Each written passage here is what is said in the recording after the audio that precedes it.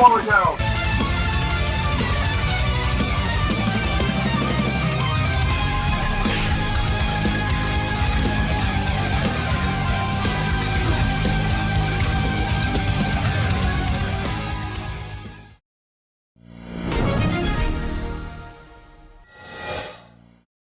Welcome back to the show where we shit on all the games, even though all the other complainers buy it anyway. Not me, though. I stand on my principles. Subscribe, or the right wing is gonna pretend they hate your movie but still buy the tickets anyway. You're cooked. Oh, wait a minute.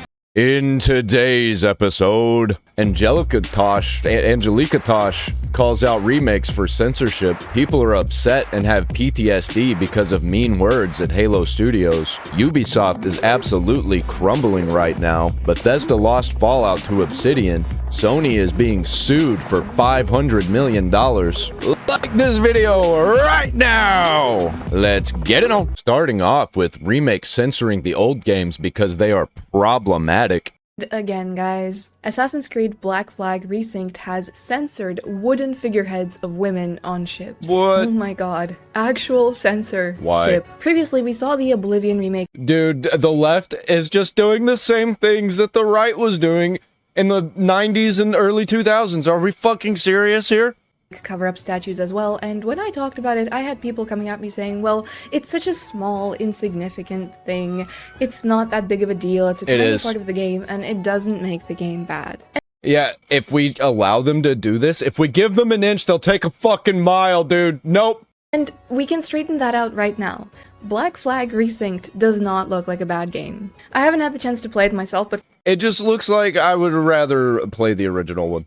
From what I've seen on screenshots, it looks really beautiful. Black Flag is actually one of my favorite Assassin's Creed games, and I played it, but I don't remember anything about it. I remember not liking it because I was wanting to play an Assassin's Creed game, and it just wasn't. But I'm gonna have to go back and play it again. And it was my first PS4 game as well, so I have like a really special attachment to it. It looked great then, and I mean now it's just stunning. But the game being good and it having questionable design choices are not mutually exclusive. Both of those things can be true. I always find this kind of thing particularly annoying because it is so obviously pandering. Yeah, they did that with Oblivion Remastered too, which by the way is still fucking broken.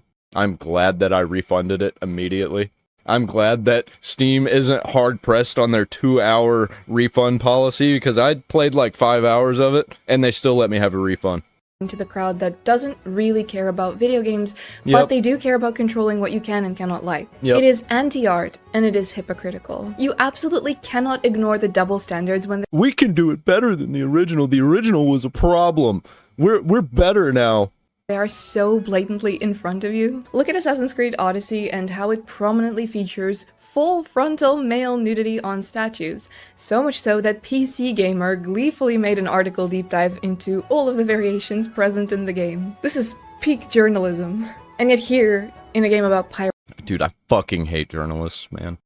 On a pirate ship, we must cover up the female chest. There can be no trace of it. It is absolutely obscene, unheard of. Tell me again how this isn't specifically about censoring women's bodies. What's more is that I don't remember anything like that being present in Black Flag, but if there was a character that was like a Greek god type male character wearing very little clothing, I can imagine that not only would they be very true to the source material when it came to a remake, they would also probably accentuate any details and things that he had going on. That's because a bunch of fucking feminists took over the game industry, and we need to kick every single woman out who isn't like Laura Fryer. Why are we so afraid of boobs? Boobs. What, is it that easy? Going back to this not being a big deal, sure. Let's not care about it. In fact, let's not care about any small details in games, ever. Let's just have AI generate them instead of getting people to create them. Fuck remakes. Fuck remasters. Unless they do like a full-on remake, like Resident Evil 4. I'll allow censorship if you make a game that's a remake like Resident Evil 4, where you actually rebuild the game from the ground up and you're trying to be a different game. Resident Evil 4 Remake is a different game than Resident Evil 4. I can play them back to back. I don't think that I would be able to play Oblivion and then Oblivion Remastered back to back because they're the same fucking game. But one of them is prettier and censored. Because they don't matter, they're— Which actually, I think that the original Oblivion looks better just because it has more classic charm, and I don't care about games looking the biggest and the best of all time. That shit's retarded. Why would I want that when I still play the old games because they look old? Small details, right? It's not a big deal, except if you actually care about intentional, meaningful choices in game design like I do, then it does become a problem. It takes 2 seconds of research online to learn that the specifically topless female figureheads on ships were designed in line with superstitions amongst pirates and sailors. It's said that a visage of beautiful, semi-nude women could distract sea gods and calm storms. Isn't that like super interesting, especially for a game like this? Somebody did their— Well, they think that they're better than all of the people in the past. So we have to change the past because it's problematic. Research. It's fucking and retarded. Through this medium, through video games, they showcased a part of history as was always done in Assassin's Creed games. They have always been crafted with a degree of historical research, even though the events and the main yeah, and then Assassin's Creed Shadows happens. Characters are fictional. Their stories unfold in a setting that does include real-world history, even real figures from world history, and that is what makes these games so unique. Going out of your way to censor wooden figures of the female body because we must suppress the evil male gaze is so directly disrespectful to the real-world cultures that are being depicted in these games. And I mean, fighting with the male gaze in a game about pirates, a male-dominated profession, so to speak, is a choice. And we already have a fair idea of why this happens, but I genuinely want to hear somebody try and justify this to me. Give me proper reasoning. Why? Why are we okay with sanitizing and covering up elements like this in mature rated games, mind you? What is the benefit, especially because they feel bad. It makes them feel bad. Especially when we absolutely, undeniably can see the double standards when it comes to depictions of men versus depictions of women in video games. And I saw a bunch of people that are completely like the vote with your wallet people who always have problems with this, and they still fucking bought the game. They still bought the game and all the DLC. Vote with your wallet. Fucking, I lose all respect for you if you're one of those people. Vote for your wallet, and then you fucking do that.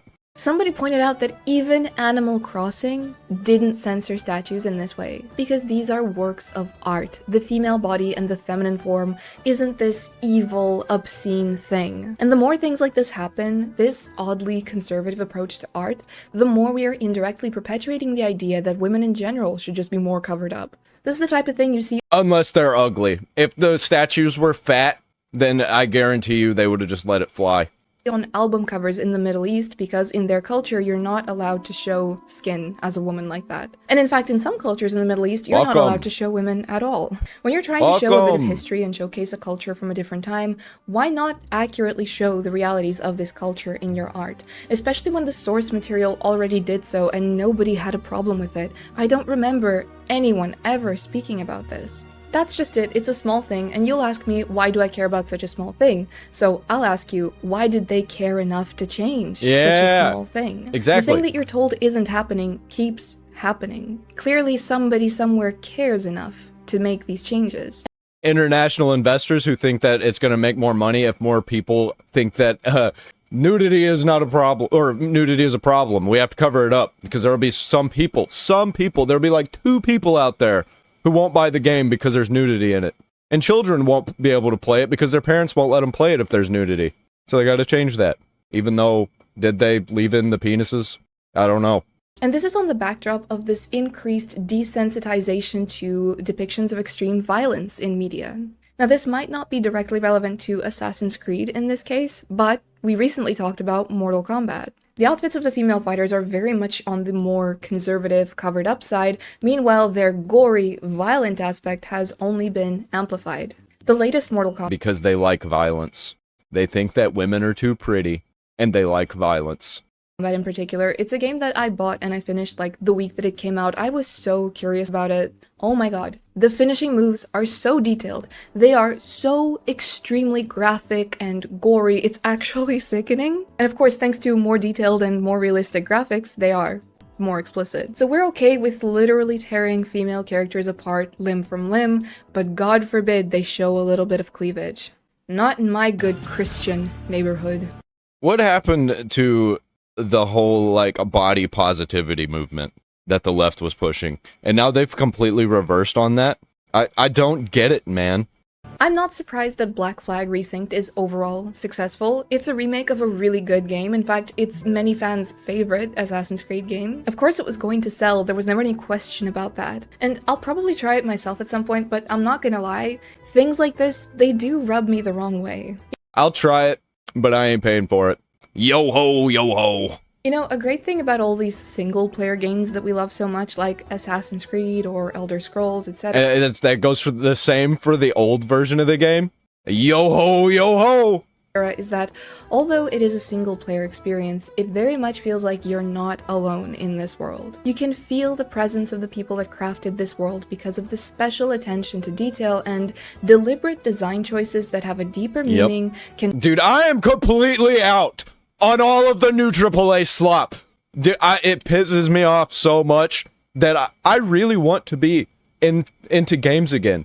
I'm into games. I play games. I'm a gamer. I'm just not a modern gamer anymore. I play retro games. I play indie games.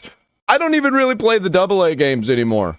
Can make you learn something even about your real-world history, and they are just a raw, genuine expression of art through video games. When you ask AI to generate an image of something, for example, a library, it'll just give you an image and it will put stuff wherever it wants to put stuff. Unless you're super specific with the prompt, but I mean, even then. In the older games that we love, every object that you find in the world is placed in the exact location that you find it in because a real person thought to put it there. There was a deliberate action that was taken. There was thought behind the process of putting it there, even if that thought was something as simple as, this would look really pretty right there. And that's partially why people respond negatively to the idea of AI generating anything for video games, including concept art. Because these supposedly small, insignificant details do matter to people. There are tons of YouTube channels nowadays. So here's where I'm at on the AI. If you're a small creator, I don't mind it if you're trying to make like a big game. If you're a corporation, you better not be using AI at any level, because we all know what you're going to do. You're just going to cut corners. You're going to try and make it as easy on yourself as possible because it's a job for you. You're trying to make money rather than being passionate about the game. And that's why I'm out. Analyzing tiny details in games that you may have missed. I do this. My whole channel is based on this. Because these tiny, insignificant things are a connection to the creator of the world that you're going through. So if we know that this matters to people, and things like this are just done to... That's why I fucking hate remakes. Because they're just trying to cash in on an old IP, and then they change everything, and they slap Unreal Engine on top of it. I don't know. Did they do that with Assassin's Creed Black Flag? It kind of looks like Unreal Engine, but I don't know.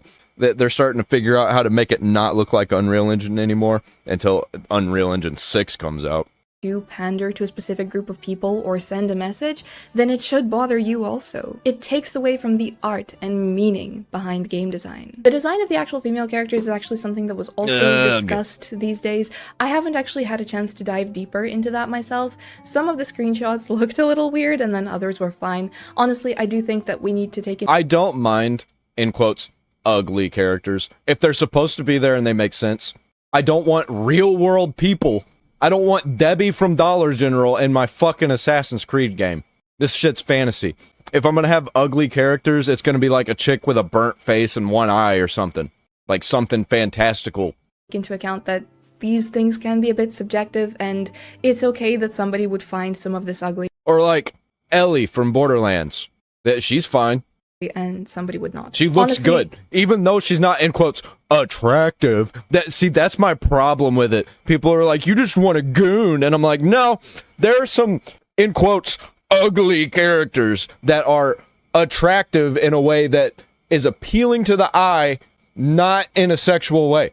But they just can't get it the fuck. Actually, it's because they're commies. They know what you're talking about. They're just trying to control the narratives. They're fucking liars.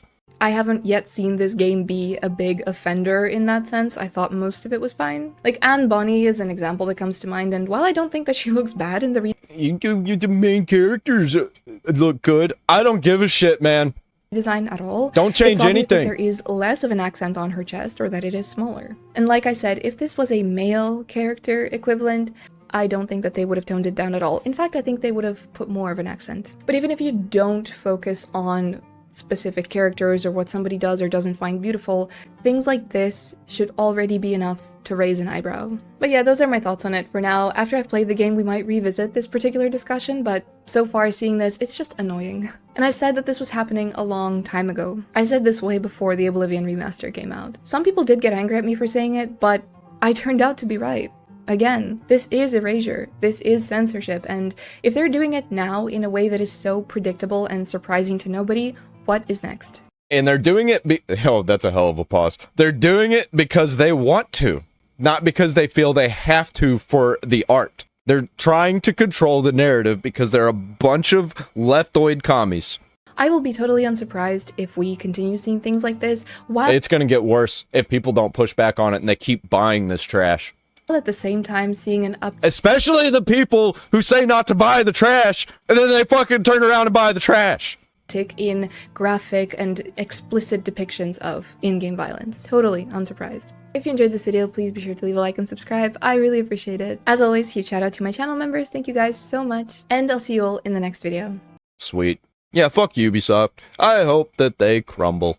And if it keeps getting worse like this, then I hope that they rumble. I hope the fucking rumbling happens and they get walked all over. Moving on! Halo Studios is crumbling because they keep hiring a bunch of leftoid pussies. We are just days away from Halo Campaign Evolved releasing, but of course we got more drama, more Halo Studios controversy and allegations. Oh, great. According to Rebs Gaming and Jez Corden, two people I like highly those respect people. as journalists, said that some people That's usually where I get my, like, Halo leaks.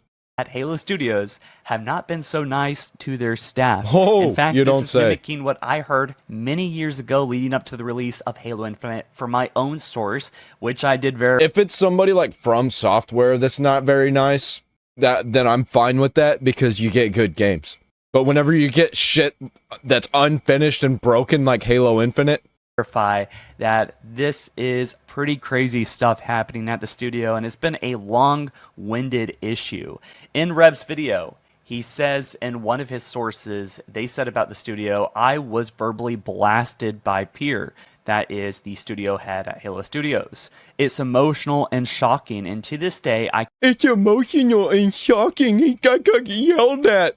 Dude, fucking grow up. cannot believe Microsoft HR and Microsoft Legal did not give me the time of day. Pierre literally told me to get the F out of the studio. It traumatized me. It traumatized you. Oh my god. Fire them all.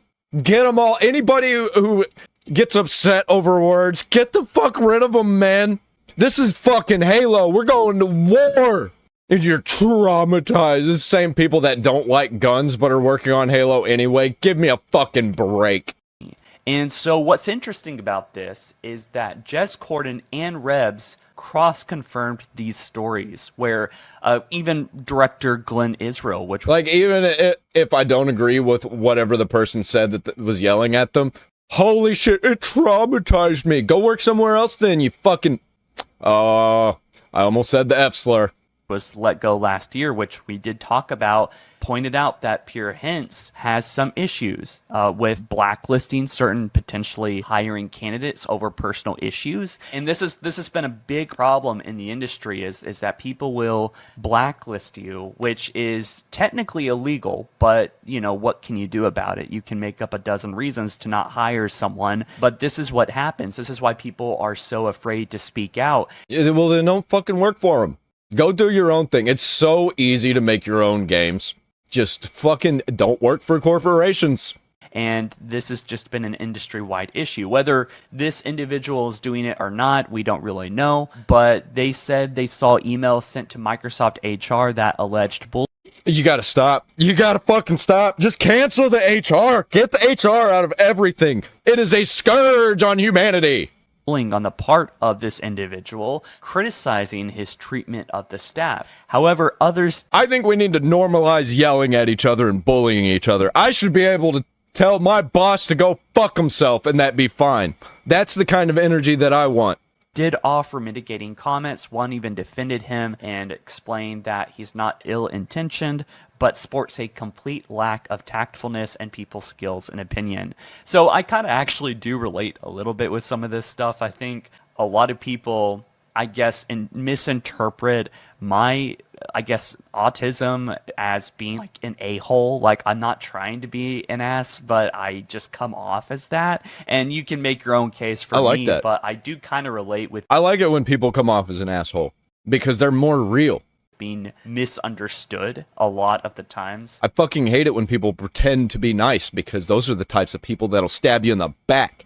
It's also because I'm just dumb, but they say a lack of people skills is potentially problematic as a studio lead. I mean, regardless whether he is truly ill-intentioned or not. And I think that lack of people skills means that they're going to be more real and they're going to tell you how it is. They're not going to like hold back because it'll hurt your feelings to say what they actually think. What these allegations are saying, if they are true, then like, of course, those are really bad things. If you're a pussy and you can't handle getting yelled at, get the fuck out. I agree.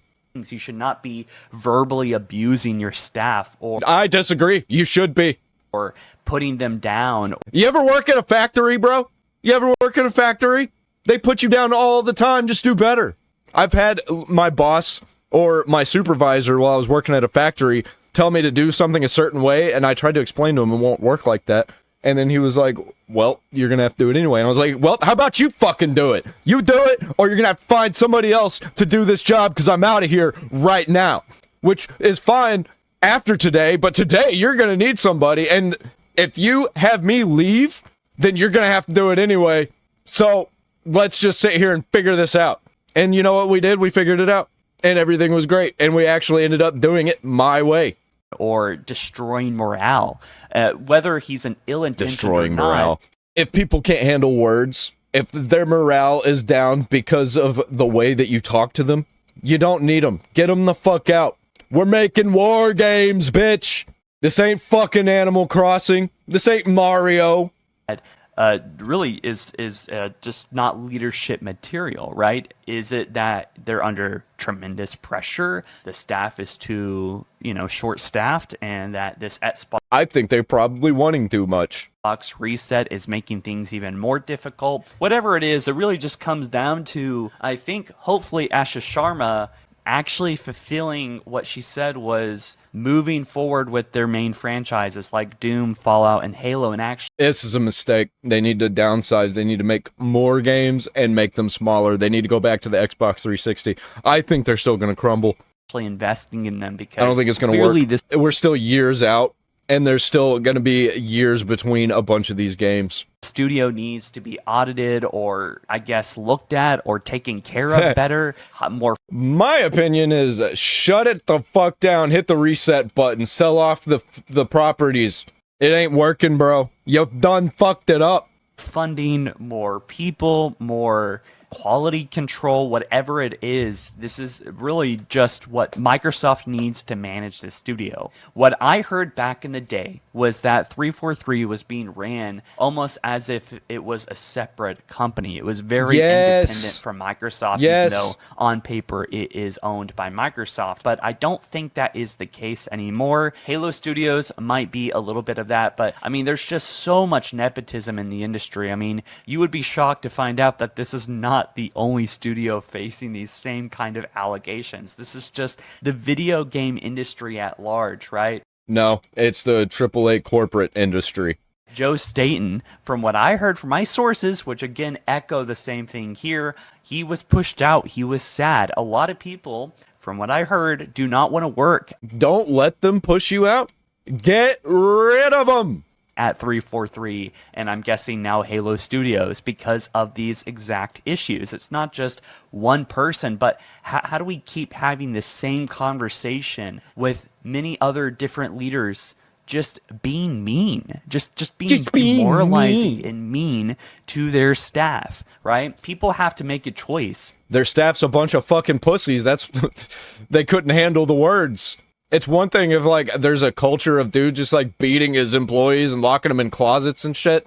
But like, you better be passionate about the work you're doing, man. If you ain't passionate, if you ain't willing to work 80 hours, 100 hours, oh, the crunch culture is destroying me. You can only work 80 hours if you want to move up in the company. We fucked up, man. Those are the people that should have been moving up. The people who are willing to work 80 hours, 100 hours will destroy themselves because they're passionate about the thing that they're making. This ain't a job. This is a service. When they work at Halo Studios, do I get to work on a game that I love with the cost of being verbally abused or having to put my head down? I won't be able to be comfortable or relax at all, right? Or at least 343. This is the culture, at least according to these allegations, have been a problem for a really long time. And get all these blue-haired F-slurs out of there. All of the septum piercings. Fire every single woman and every liberal man and bring in a bunch of beefy bald dudes with beards again. And that, you just can't run a studio. You can't make a game that's fun. Everyone is tense.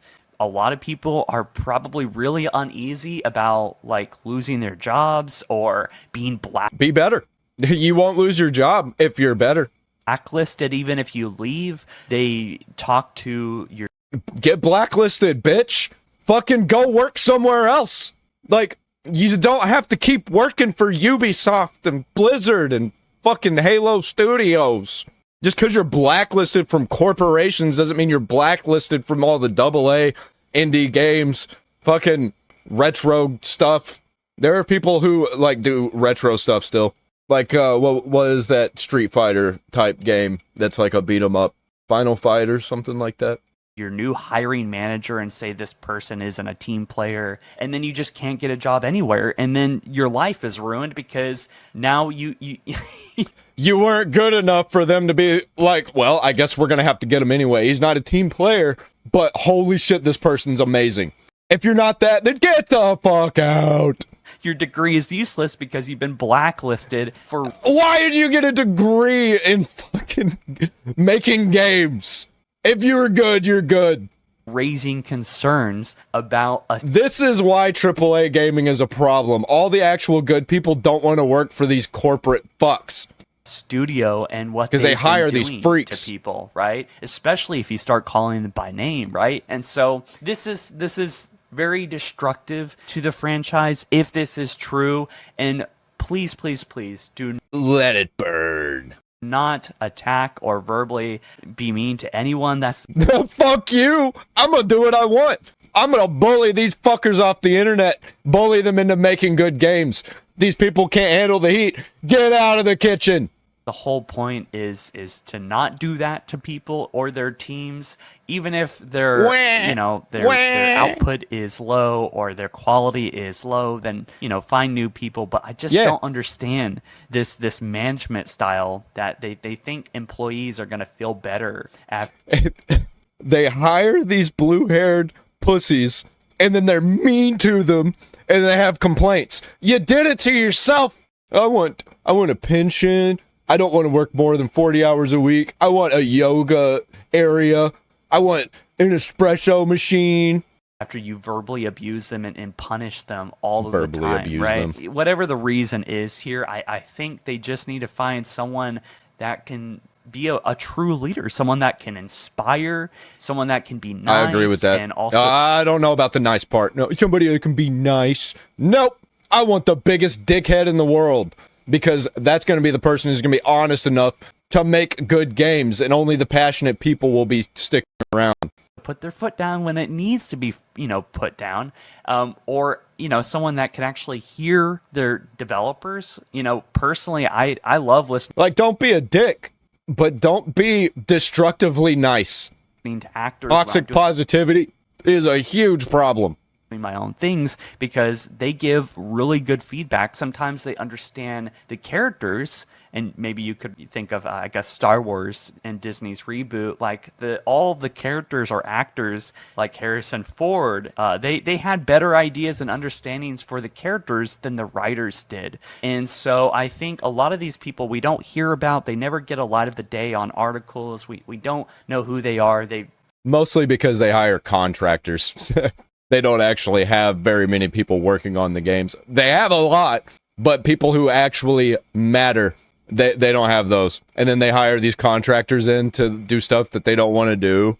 And then they use AI, and then they completely forget and they lose the soul, especially whenever they drop the contractors, and then they can't get them back. So the thing that they made, because everybody makes their own shit.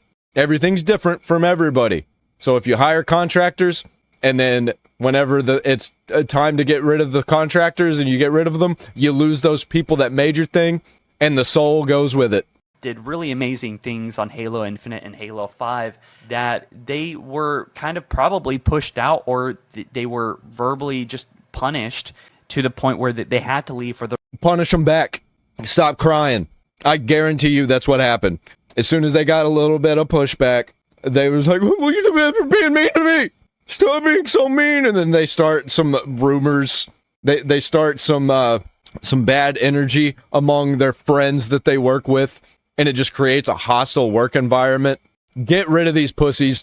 Don't hire them in the first place, you morons. Their own mental health, right? We've heard people leaving because of PTSD. Oh my God. And you wonder why Halo's fucked. It's been a revolving door because people... PTSD from people yelling at you, making you feel bad. Bro, I grew up with elderly people who fought in wars who had real PTSD. People are just so uncomfortable that they have to put up with these abuses. Right? Abuses. So, I do want to reaffirm these... Oh, man, this guy's pissing me off. I like Halo Follower, but whenever it gets into this kind of thing... Are allegations. I don't know what the hell's going on at the studio. Clearly, something is very dysfunctional. They hired a bunch of pussies who were crying about being verbally abused.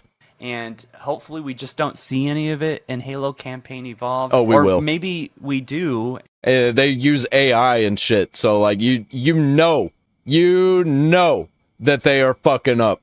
And that would be the wake-up call to Microsoft to really handle handle this studio or give it the care and love that it needs, because it really does feel abandoned. I think they're going to fully abandon Halo, especially if Halo Campaign Evolved doesn't work out, or the next Halo. Then you'll just not see any more Halo. Studio feels like it has, they should have ended it already anyway. Steam 343 back in the day, at least with Halo 4 and 5, it felt like a full house. But here it just feels tired. It feels sad. It feels like these corporations, they just want to keep going with these franchises that nobody wants anymore. It's like all the Xbox 360 franchises are still going. Like, these games were made in the Xbox 360 era. They were not before. Well, I guess some of them were on the normal Xbox, like Halo. But, like, they came out of nowhere, man. And now they're trying to get the same success that the old games had. And you can't do it. You need to make new franchises. All of these corporations are just doing the same franchises over and over again. You got Assassin's Creed, you got Gears of War, you got fucking Halo, Call of Duty, Battlefield. Dude, every corporation is just rehashing the same ideas over and over and over again. And when they have new ideas, they just slap it onto the same IP. The new games that explode out of nowhere, get successful, are actually new. They're not old franchises being brought back or being rehashed every fucking year or two. They're actually new games, like Expedition 33. A graveyard. And what are we digging up? We're digging up a 25-year-old game that, admittedly... Like, look at Resident Evil. Resident Evil, I mean, it's still technically the same franchise, but they hit the reset button completely with Resident Evil 7. And that put them on a path of greatness. And I think eventually it's going to fall off again, and they're going to have to hit the reset button all over again. It does have some really cool things added to it. I'm excited about those 3 brand new missions, but dude, it's been like 6 years since we've got a Halo game, and this is what we're getting, right? I think that this is going to be their first and last chance as a quote third chapter or new studio. If we are having the same issues, then something is like critically wrong and needs to be taken care of. You need to start hiring the chud game developers instead of just letting them just go out and make their own games. You need to grab those people up and have them make your games. But they're problematic. They don't like trans people. They don't like Pride Month. Well, suffer, bitch. I hope you crumble.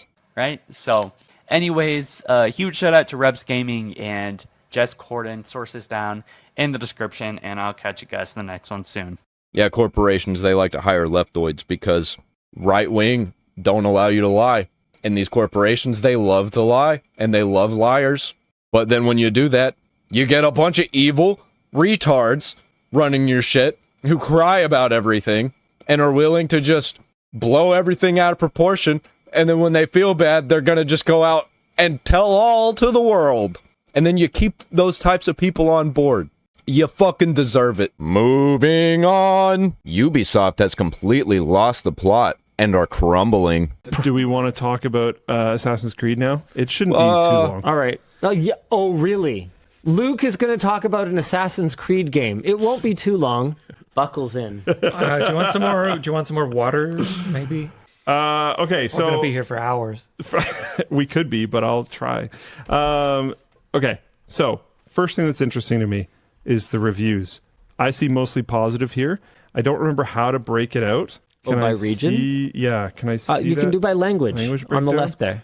Boom! Mostly this? negative under simplified Chinese. Oh, shit. Yeah, but don't they like review bomb stuff if it has a bad translation? Which makes sense. I think they do that, but apparently, I thought most of. Okay, so I do think that's a bit of a thing, and I mean, Yeah, that's enough. fair. Yeah. It is language broken out reviews. Yeah. And if the translation sucks, then sure. But what I've read online is that this isn't actually necessarily because the translation sucks. Yeah. What I've read is that it's because of things like the microtransactions and stuff like that. Yeah. Which I think is kind of funny. Wait, sorry, what? So Microtransactions in a fucking single-player game. Chinese gamers don't like microtransactions? Am I missing something here? Isn't that the land what brung us Genshin Impact? It's the land what brung us many of those mechanics. Isn't Genshin Impact free, though? Assassin's Creed Resynced is like fucking full price, dude.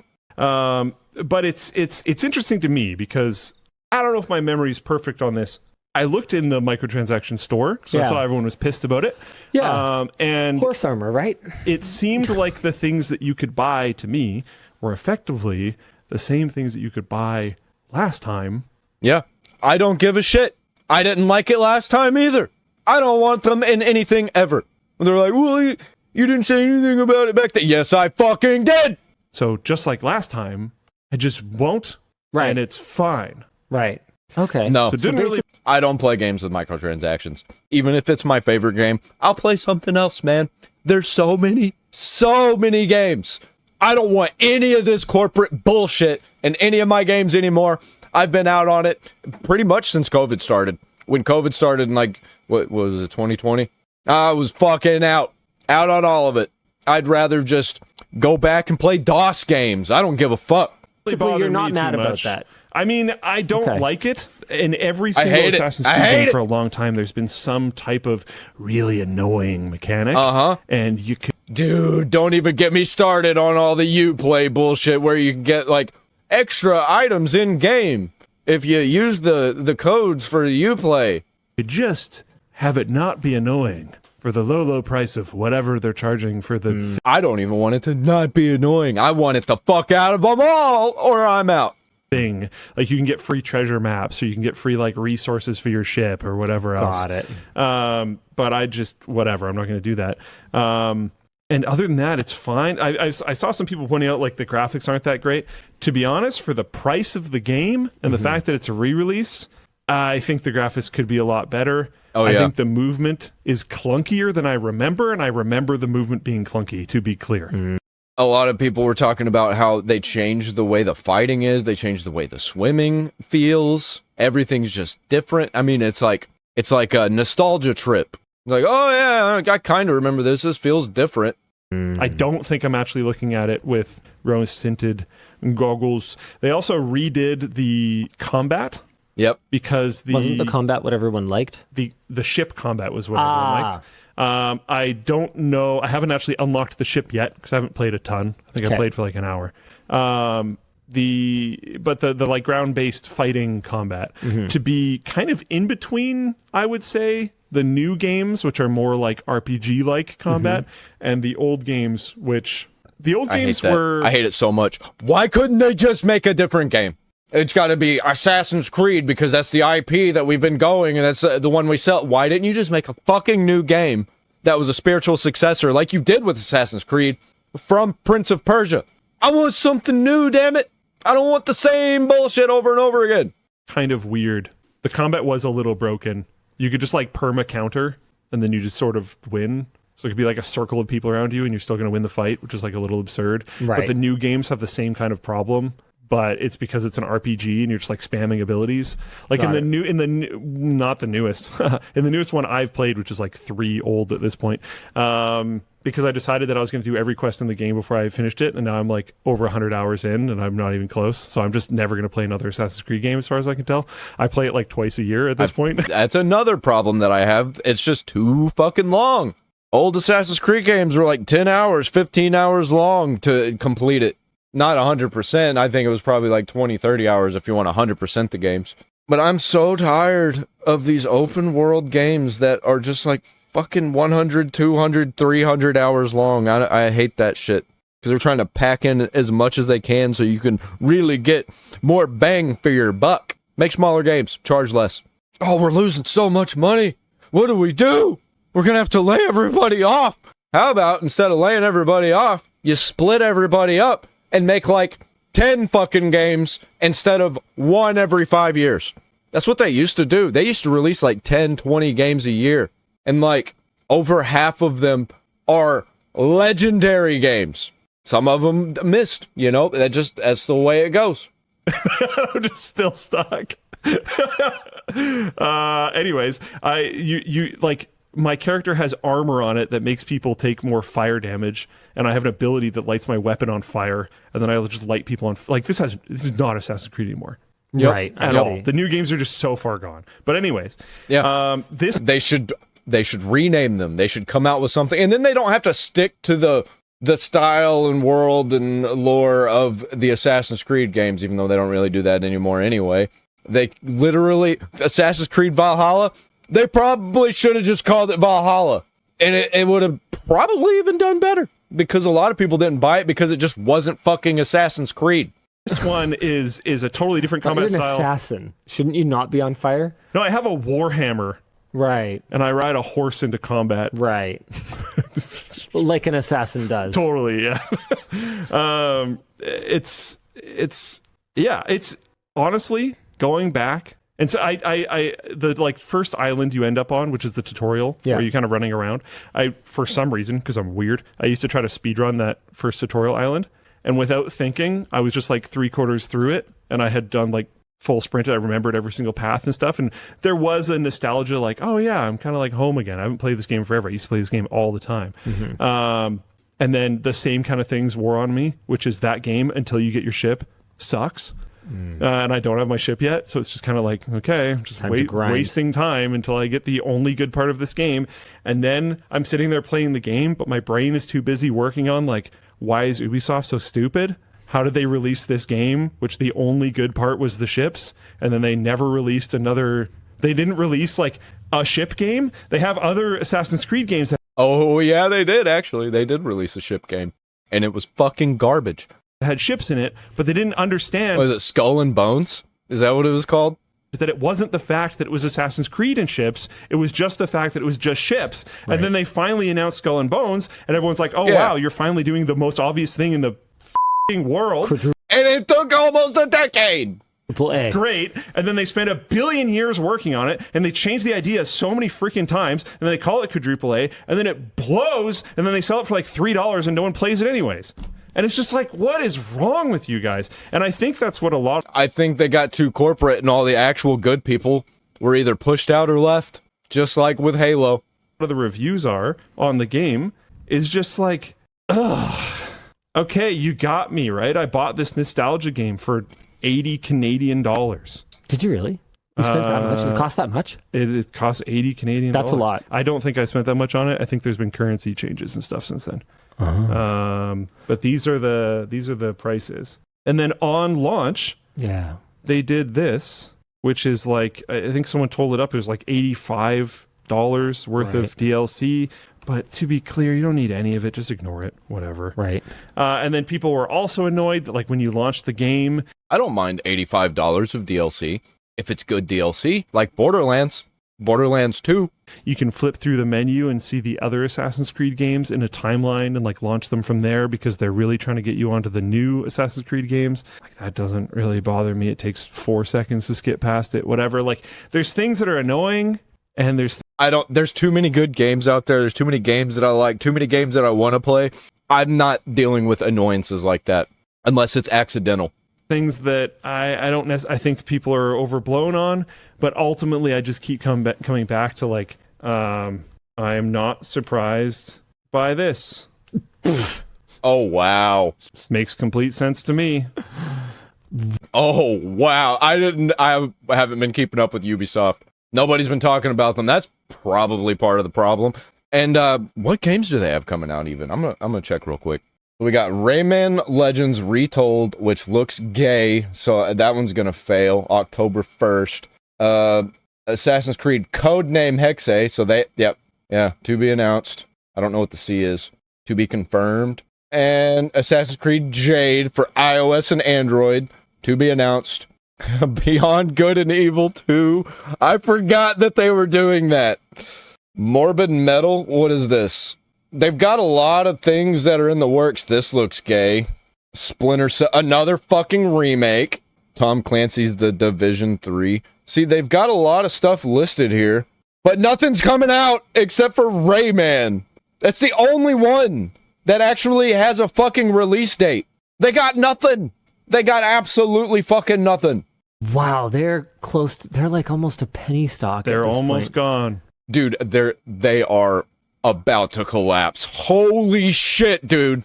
And it's like, yeah, it makes sense. You've pissed away like almost every title you have. Wow, that's kind of wild, actually. And then the games that people actually want are just getting remakes. Fucking, are you serious? And it was incredibly unnecessary. Yeah, it's amazing how much Expedition 33 felt like what an Ubisoft Right? or Squaresoft game from their heydays should have been. Yep. Because all the good hey. people left. Just for fun, how many people do you think are playing Skull and Bones right now? Oh, God. 16. Actually, no, quite a bit better than that. Okay. 325. Oh, wow. Oh, That's no. actually like Oh, genuinely no. a lot better than I would have thought. Yeah, 325. Good That's job, so Ubisoft. fucking bad. How much did they spend making that? Hundreds of millions? So much money.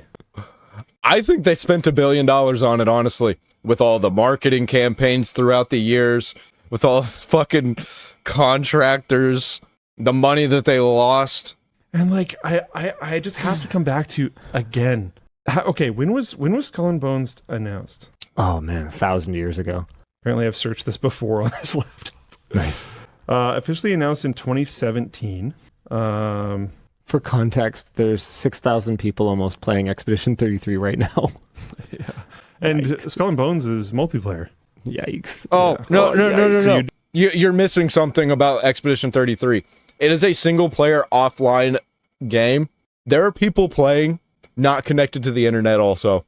You would expect I don't play games connected to the internet, by the way. I turn my Steam client off. a longer tail in a multiplayer game. So it was announced in 2017, released in 2024, pivoted on like a million times. Yeah. I keep coming back to like, this is kind of similar to the Halo thing. Yeah. We're like, man, they own Splinter Cell. Well, they got a remake coming out, maybe, at some time. When's the last Splinter Cell game that's come out? I actually don't know.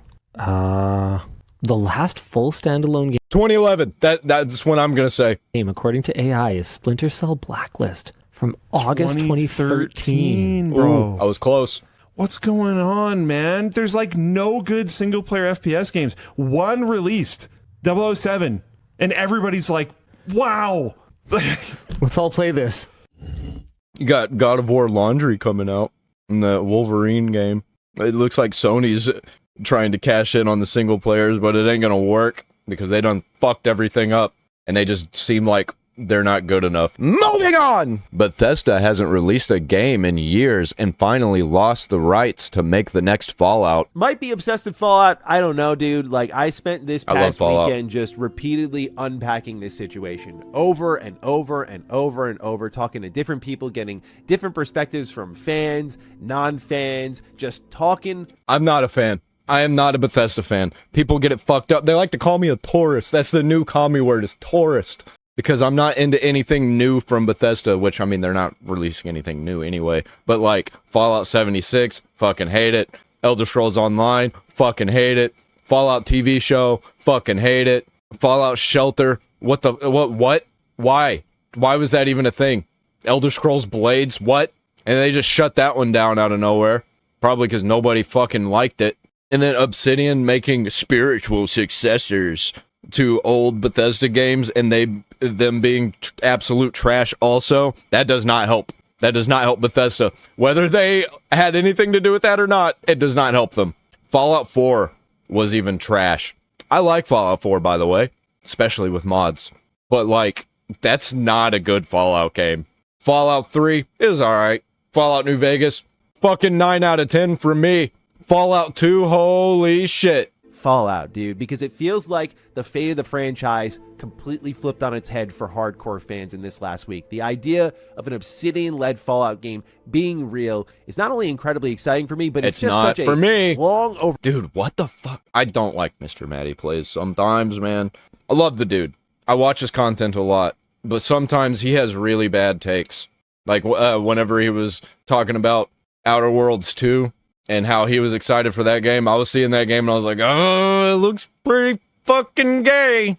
And then how he shut everything down on that State of Play. He got upset because his chat was shitting all over everything. And he was, you know, he was buying into the corpo slop, and he got upset and shut everything down. Overdue reality that I can barely process it. It reminds me a lot of, for those of you who watch me, you know how much I love Knights of the Old Republic. And when Fate... It's a different company.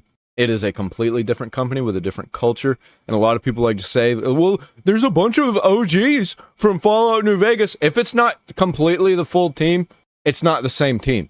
The Old Republic ended up being real. It was this, wait, what?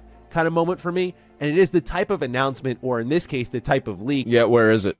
That does reignite an already strong passion for gaming where I go, yes, like this is something I genuinely cannot wait for.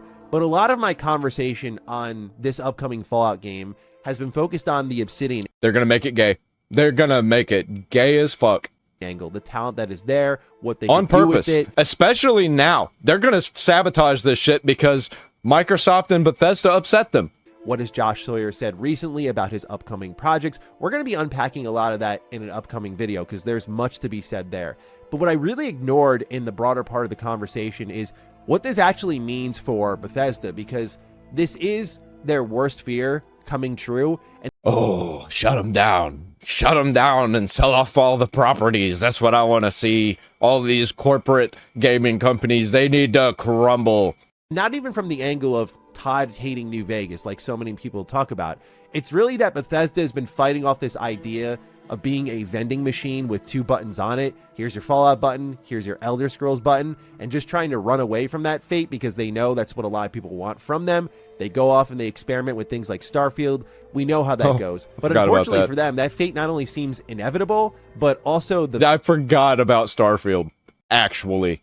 Vending machine has now been slimmed down to a single button, and that button says Elder Scrolls on it. Because when the control of Fallout has been wrestled away from Bethesda... Yeah, it is because Bethesda's biggest game was Skyrim.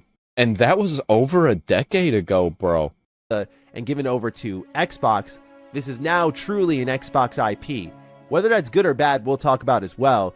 But it means a much more different situation for Fallout. And that's what we'll talk about today and what that means for Bethesda. So ladies and gentlemen, if you're new here and you like talking Fallout...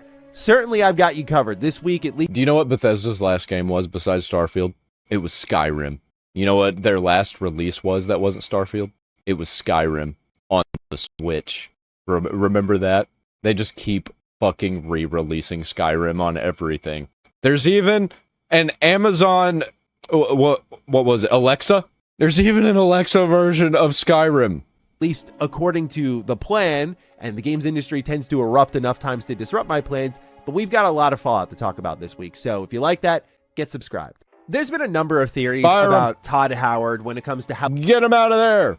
I think he is one of the biggest problems with this whole thing. He feels about sharing his toys. One that he's been against this type of move for a very long time. And I asked him about this as much back in 2024, specifically what the holdup was with doing more with the Fallout franchise. And for those of you who don't remember, here was his answer. And then for other Fallout games in the future, you know, obviously... Other Fallout games? What are you talking about? We're not even getting fucking one of them, and you're talking about multiple? Get out of here. I can't talk about those right now, but I would say... Talk about those. You didn't have anything. There was nothing. You are a fucking liar, sir.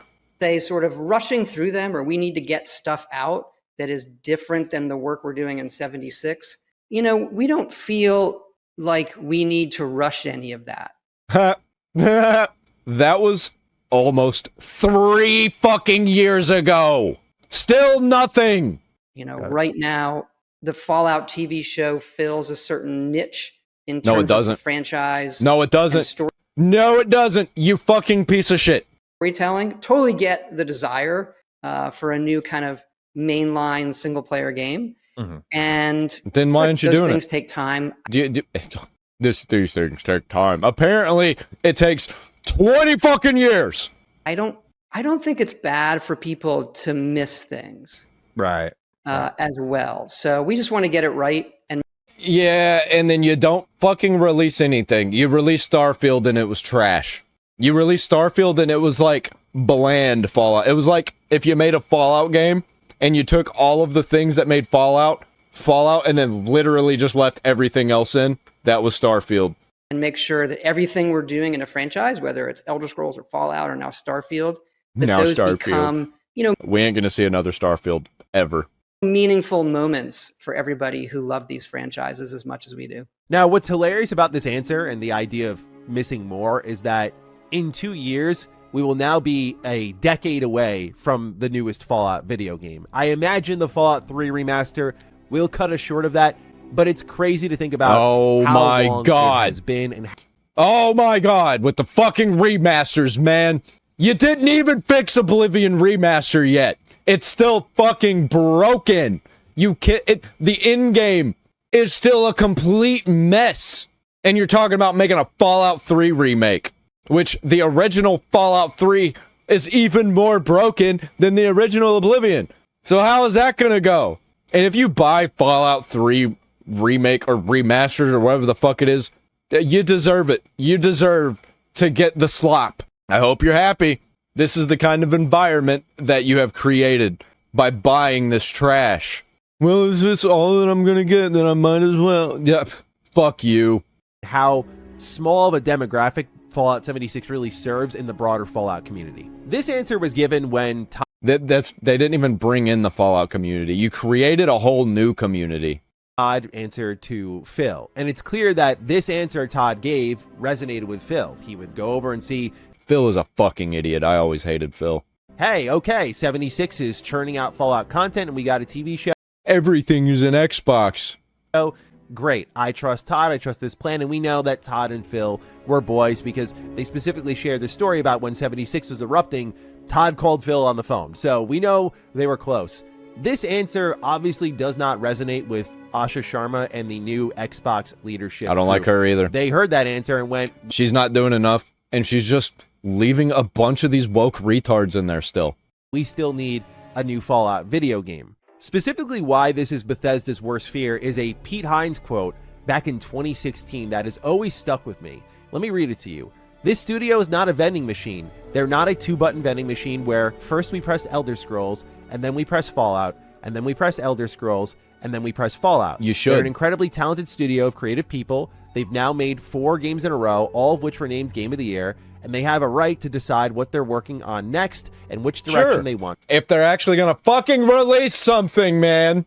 To go. Now, at the time, post Fallout 4, I think this was fair to say. Fallout 4 for a lot of people was a low for them, but before that, with things like Skyrim, Fallout 3, Oblivion, and Morrowind, They were killing it, and I think it was fair to say that Bethesda had every right to champion their own future. Well, fast forward a decade from that answer, and we see where we are at. But a lot of this, I think, was trying to be in stark opposition of the idea of we are... I knew we were going to be here, by the way. I called this shit so hard that we're not going to get another Bethesda game until they completely crumble. And I think that maybe we might get a couple more Bethesda games, but I think they're going to completely crumble. They might keep Fallout, they might keep Elder Scrolls, but at this point it seems like they're not even going to keep Fallout. Are just the Fallout and Elder Scrolls studio. Keep in mind, though, Now what just I Elder find strange Scrolls. about running away from that is that Bethesda was extremely aggressive in the acquisition of the Fallout IP. And Todd famously learned about owning Fallout when it was a note on his desk that just said, Fallout is yours. And so that led into the development of Fallout 3, which came out in a incredible space of time, especially when you think about how quickly between Oblivion and Fallout 3, like that's a 2-year gap. I know they worked on Fallout 3 much earlier than that, but it's insane to think about. Sticking in this time period, Bethesda greenlit Starfield in the hopes of adding another... By the way, Fallout 3, Fallout New Vegas, still broken. Notch on the belt, right? They never fixed it. Still has fucking crashes all over the place. Well, Linux is a little bit better because of the compatibility layer. But that was the people who made the compatibility layer fixing it for Bethesda. Right? We're known for Fallout, Elder Scrolls, and Starfield as well. And that this would be the thing that people beg for a second entry of. Obviously, the way post-launch Starfield is gone, I don't think we will ever see a Starfield 2. And if we do, it's going to... I don't think we're ever going to see an Elder Scrolls. I don't think we're ever going to see a Fallout. I think they're fucked. I think they are completely fucked. And even if we get something, dude, it's going to be such slop. To be like 20, 30 years from now. Like, I don't see any reason why Bethesda would return to this, not only because it's less popular and less loved than things like Fallout and Elder Scrolls, but also, again, Xbox is calling the shots this time around. And if you're to believe That's not good either, man. Xbox is trash too. Rumor from Chris Avallone, who I think... Literally letting an even bigger corporation take over your shit. That's not good. You're gonna get something that's gonna be like a Fallout skin rather than spiritually Fallout. Just look at Outer Worlds, man. Is very trustworthy, then Bethesda's been against this internally as well. He says that from what he's heard, Sawyer's game was intended to be a Fallout game, but according to sources, Bethesda put the kibosh on that a while ago. Why? So it had to change direction / tone from Fallout to something... Well, we were gonna do this. We were gonna have this idea, but, yeah, we shelved it. Oh, we had all these studios making games, but we closed them down to work on Elder Scrolls. And it's been fucking... What is it? It's been 15 years. Similar to Fallout, which in its own way is terrible management by Xbox, because now Obsidian's continuing to be in this pocket of like Avowed, not quite Elder Scrolls, but sort of, and Outer Worlds, not quite Fallout, but something sort of adjacent to it. And they were about to do another entry that probably was going to do the same thing for Fallout, when you may as well have just made Fallout, especially if it started out that way. So those are two contributing reasons to why this is a terrible... Give it to From Software, but I guess they're PlayStation now. I think they're like a Sony property. Fear from Bethesda, because they realized that the second someone else took Fallout from them, let's say in a perfect world, we don't know if Obsidian will do this, but I have confidence they will. But let's say Obsidian delivers the Fallout game that we dream of. It's excellently written. You know what I want? It plays really well. We love the open world. I don't want a Fallout 5. You know what I want? I want a Fallout 3, but not a Fallout 3 remake. Not a new Fallout 3. I want a sequel to Fallout 2. Why can't we have that? Setting, it just does everything that we wanted it to do. This is an incredible Fallout video game. Do you really pass that IP back to Bethesda Game Studios when you have an IP here that has a history of getting passed around? Or do you let Obsidian go again? I think what Bethesda foresaw when being acquired by Xbox is that if they surrender the Fallout IP and Obsidian does well, they become the Fallout team, and then naturally Asha Sharma and co. would look at Bethesda Game Studios and say, why are you doing anything? I think they're going to fuck it up, and they're going to have to sell it. And I hope they do. Or maybe they shelf it forever and they never make another Fallout game ever again. I'll be fine with that. Fuck Bethesda. Fuck Xbox. Else other than Elder Scrolls, and they become the Elder Scrolls studio only. Hence what I said earlier, we're the vending machine now slims down to a single button that is labeled Elder Scrolls. And this is a fate that They're going to try and make Super Elder Scrolls, and it's going to completely come apart. They need to make a smaller game than Skyrim. Make an Oblivion 2. That's what you need. We don't need bigger and better. That's what got us into this situation, trying to make something that's bigger and better. Whenever Skyrim came out, you should have been like, okay, well, now we're going to make an Elder Scrolls spin-off. But instead, their spin-off was Elder Scrolls Blades. Like, give me a fucking break. They have no idea what they're doing.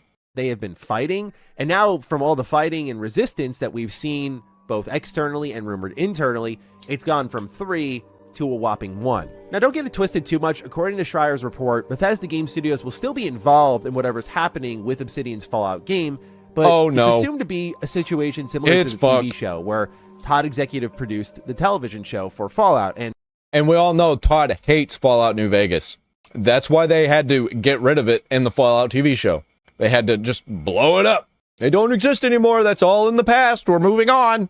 It's there. He's on set. He's helping check some boxes, make sure everything's going according to plan. No big lore changes to the point where it ruins whatever Bethesda Game Studios had planned for Fallout 5. If I were to compare Bethesda Game Studios right now to another Xbox-owned studio, it's actually Halo Studios, though I'm hoping far less toxic. Anyway, Halo Studios oversees nowadays more than it actually creates for the franchise that it's named after. There's actually a lot of parallels, like the last game from Halo Studios, Halo Infinite, was a disaster. They went dark for a while. Same deal with Bethesda Game Studios. Here comes Starfield, and I think for a lot of people on a creative level, it was a disaster. It wasn't quite the 76 level disaster, but creatively speaking, a lot of people found the game sterile. I found enjoyment in it, but I'm definitely in that kind of 50-50 camp. The latest game for both these studios happens to be an outsourced remake. Virtuos did the remake for Oblivion Remaster. It did really well. And of course, with Halo, later this month, we've got an outsourced remake that reportedly... It did really well initially. What of the refunds? Because nobody ever talks about what it's like after the refunds, because I know there was mass refunding happening. They've barely touched whatsoever. As for the final parallel, both these teams have like no future game in sight. Project Ecker was just canceled for Halo. There's still rumors of something else happening in the Halo multiplayer world, but it doesn't sound like it's exactly another mainline Halo game. And of course, with Bethesda, we just went through a whole report by IGN, which highlights that Elder Scrolls 6 might get delayed again. So these teams are in the exact same positions where they're not... Nobody saw that coming. Not producing enough, but they've held on to the IP for so long that they're basically overseeing other people work on their stuff almost out of respect, if anything. Now, surprisingly, in the first 1,600 layoffs at Xbox, Halo Studios wasn't really hit at all, but I imagine they'll be hit pretty hard after the assessment following the release of Halo Campaign Evolved, where they'll be in that next wave of 1,600 people. Nonetheless, the Halo Studio situation coalesces in the same way that Bethesda Game Studios does. And what the reality is that Fallout is now an Xbox IP. Is this good or bad? We have a lot of situations to point to where IP have gone to IP jail. I think it's bad for Fallout, I guess, because I think that Xbox is going to crumble. I think they're going to start selling off these big games because nothing is coming out over at Xbox, or it takes too long for them to come out. A great recent example of this was, of course, Perfect Dark, right? I mean, here comes this game that has a lot of history. They invested an entire studio into it, an entire co-development studio into it. It was just a fucking cinematic that was fake to generate hype for it. I can't even imagine the millions of dollars they spent on it, all for the team to never release a game and to completely shut down. Perhaps one of the most epic failures that we've seen in video game history right there. And because of that, I imagine Perfect Dark is going straight to IP jail and is not coming out for a very, very, very long time until some of the stench is off of it. Another example of a game in IP jail. I'm tired of rehashing these old games over and over again, man. Just make something new. Make spiritual successors if you have to, but fucking stop. Fucking stop. You keep fucking everything up. And it's just like, it's so fucking tired at this point. Just make new stuff. That's what you did in order to get these franchises in the first place, is you took a risk and made new stuff. Jail is Banjo, like Xbox is just sitting on that one, and we're seeing what Spyro's... What is Halo? Halo is a spiritual successor to Marathon. doing optics numbers wise. It would be very wise to do something like a new Banjo video game. People clearly still care about this, but it remains in the IP vault at Xbox, and that's incredibly frustrating. Do I think Fallout will ever meet a similar fate? Not immediately, but the reality is that when Xbox doesn't have the shiny toy, they put it down for something else. Right now, Fallout is hot, and that's why myself and other Fallout fans were so much breathing down Bethesda's neck, because it's like, this is your window. This is where we should be seeing the most Fallout. I think about when I was a kid, and in the early 2000s, we saw an enormous amount of Mega Man, Battle Network, the Zero games, the X games. Most of those games are good. Collections. I'm probably forgetting. They were good, and they were small, and they didn't take very much money compared to the rest of the industry at the time. And they made so much money. There was so much Mega Man in the early 2000s. And they even had an anime TV show that I used to watch all the time. I didn't realize until much later that was the golden era in a lot of ways. That was where we got all the Mega Man games, and now they're kind of just gone. And we got one coming up. Before that, it had been a while, and we had Mega Man 11, and in between that were a bunch of collections. That's because Mega Man was the hot IP then, and it could be sold in every which way, and they took advantage of that at Capcom, went for it, and now it was in its reloading period, and it seems like it's starting to come back all these years later. So I know I'm jumping around a lot here, but when you look at how different IP are managed, you see what happens when one's hot and how you maximize that. And Fallout wasn't doing that despite being so hot, because again, we go back to the reasoning Todd gave me, which is that he wants you to miss things. And miss Fallout we have. We're ready for more and a lot more. Yeah, when we miss things and it's been 15 years, we're not nostalgic for the old things. We're just pissed off that you're not making new games. Now, where the good and bad plays into all of this when Bethesda doesn't own it is there is some level of truth to what Todd says about. You know what they could do, man? They could have a big Fallout 5 release, and they could have some other studios make a Fallout 2 successor and make like 3 of them at the same time, like that release back to back to back. But they're not. They're too fucking stupid. They're too arrogant to do anything like that. Missing things. Like, I think about Assassin's Creed, where I miss the old style of Assassin's Creed. I miss the feeling of the annualized release. By the way, they released an old style Assassin's Creed, and they buried it. That Assassin's Creed Mirage, they buried it. That was a successful game, and they just didn't market it. They didn't talk about it. It was successful without the marketing, and then they just didn't move on with that. And then they made Assassin's Creed Shadows, and holy shit, look at them now. But by the time that Assassin's Creed Syndicate came out, I was so burnt out on it. But guess what's funny? I go back to Syndicate now. I love the game. So you can start to not really enjoy fully a pretty great thing until it's gone. So there is the management of that, and it looks like, hey, we're going to get remasters. Well, the reason that people didn't like Syndicate and Unity and Rogue, one of them was broken. I don't remember which one. It was broken in a fun way, though. It was funny. I remember all the videos on it, like people that were missing faces, but they had the eyeballs in the mouth. It was very creepy and really funny. But the problem was they had a thing going where they were releasing an Assassin's Creed every year to try and compete with Call of Duty. That shit was stupid. Also going to get a new game here from Obsidian, and who knows where else this IP gets passed around to. That's where you can start to see a lot of Fallout. Sell it and make a spiritual successor. You don't fucking need it anymore, man. Obviously, it's not working because it's what happens when they do release a game? Then what? Then what are we going to wait 30 years for the next one? Bethesda has 2 more games releasing until I fucking die of old age. Everywhere, because the benefit... Same with Rockstar. I'm going to be dead by the time a GTA 7 or a GTA 8 comes around. Fallout has is that it's not really tied to one individual studio. I think Bethesda can make a big claim for that, but the reality is this started out at Interplay, it almost died there, it found a second life with Bethesda, became its most popular, Obsidian took a crack at it, refined it more, Bethesda took it back. You know what happens? They get too big for their britches, they want to make the biggest, best game, so instead of making 5 games, they still make 5 games. They just combine them all into one $500 million game. When they should have just made 5 to 10 games with those mechanics in it. Like GTA 5, they should have had less racing and made a Midnight Club game. Brought it to the moon between Fallout 4's hype and then, of course, the TV show. And, of course, we know in between all of that was the Fallout 76 money cow, which they've been milking for years. And now we're all waiting for a new entry, a remaster, something like that. So I think we're going to get more Fallout. I wonder if it's only just going to be from Obsidian. I think it's fair to imagine that Nope. Obsidian's gay as fuck. Obsidian has their hands on not They're gonna fuck up. They're gonna fuck up the next Fallout. Guaranteed. Fallout spin-off name, but actually Fallout 5, because that is what would do the most numbers right now, is not Fallout. Once. It'll do the most numbers. Once. But if it's trash, then people are gonna lose all their trust. And most of the trust is already gone. But if you... that's part of the problem. They know this.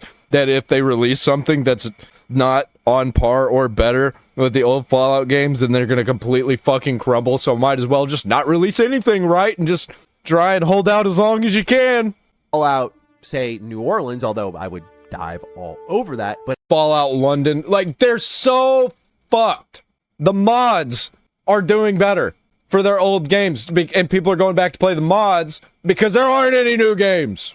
actually a Fallout 5, because if we go by Bethesda's schedule of a delayed Elder Scrolls 6 potentially, we're looking at a 2029, maybe 2030 release. Okay, rev up those fryers. Let's go again. Let's make another game. We're talking 2035 for like, even if it releases and it's amazing, it's going to be so enshittified with, like, Creation Club and all of that bullshit, and they're probably going to do a multiplayer based on it, too. Fuck you. Fallout 5, I don't think you can wait that long until the next mainline entry, so I think to accelerate things, Fallout might be passed around a bit. I could see them going to other RPG studios. I would tap in on Owlcat and be like, hey, what's the Rogue Trader team doing after they're done shipping Dark Heresy? Oh, man, yeah! Have them make an isometric Fallout game. That sounds like a perfect idea. Open to do a Fallout CRPG style game? Yes! We're looking to do something like that, and that's where you can find some spin-offs. Right now, Xbox 2 has suggested in a recent episode that this next Fallout game from Sawyer is going to be more traditional, as in first-person led, it seems. And it's funny because the choice of words would suggest maybe... You know what they're going to do? They're going to have less mechanics. It's going to be simpler than Fallout 4. That was people's problem with Fallout 4. There was less mechanics than there were in Fallout 3 and Fallout New Vegas. And Fallout New Vegas was rushed and took less than a year to make. And it's being hailed as the greatest Fallout game of all time.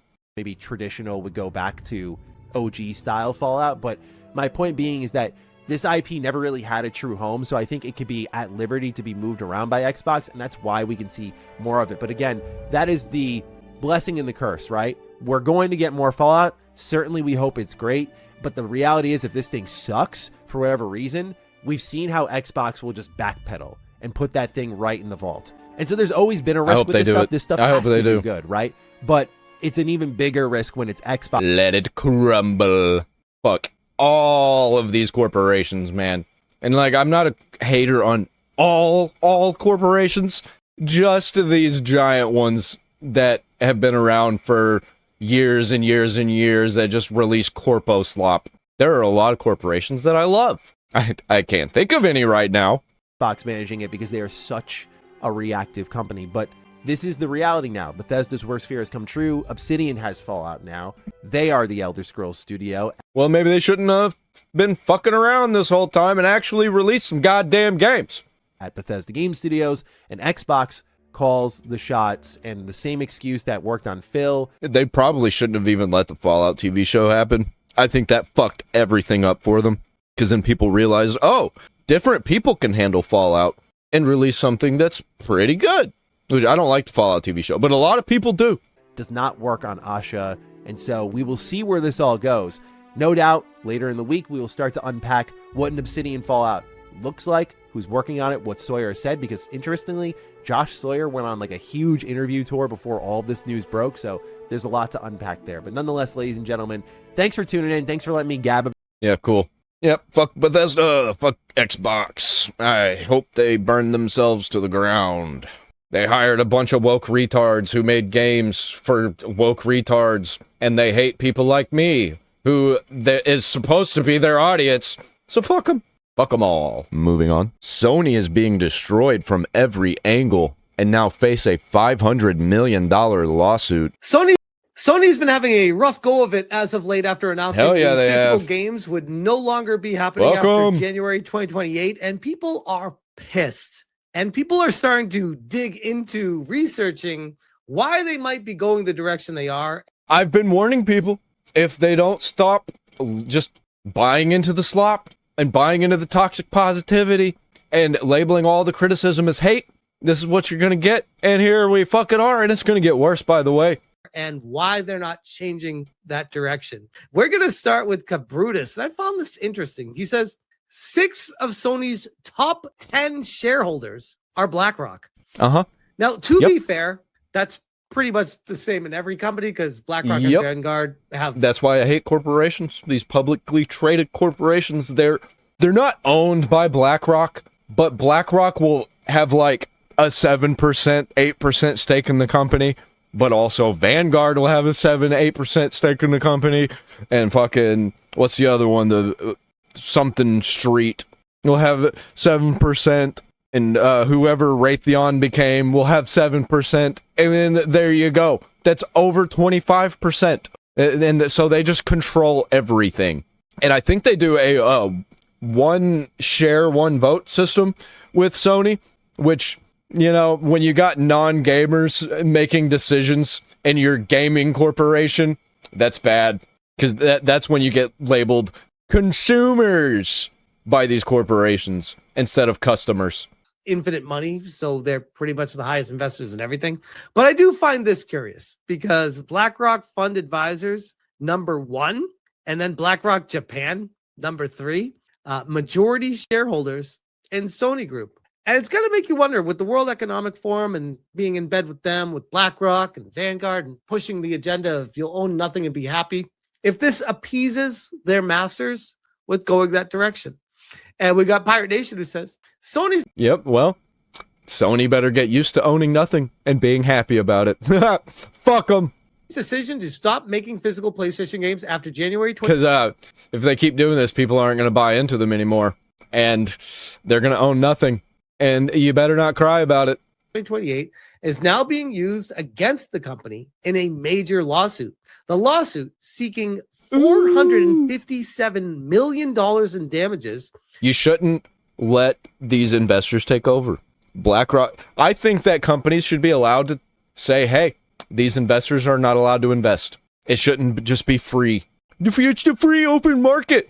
It's not free whenever the largest international investment firms are able to just buy up and control literally fucking everything from your video games all the way down to the toothpaste that you use. Argues that Sony can no longer claim players have the option to buy physical copies if they don't like PlayStation Store prices. Once new games are no longer released on disc, the PlayStation Store will become the main place to buy new PlayStation games, which I've been saying since... Yeah, and they can control the price. You won't be able to get a deal on games unless they say so. Call of Duty games will just be $60 forever like they are on Steam, which they already are on PlayStation, $60 forever digitally. If you go buy a physical edition, then it's like fucking $10, $15, $20. But at least on Steam, you can use like codes and shit. You can go to websites and buy the games on sale. PlayStation's not going to allow that. Since this announcement happened, like even if you do not play physical games, even if you don't buy them and you don't care anything about physical. Yeah, the physical games, the way that they're bought, sold, and traded affect the market. It's going to affect you because this will completely move the power to Sony to their entire ecosystem of controlling the prices for their online store. And you will have no competition. It'll just be them. And that's it.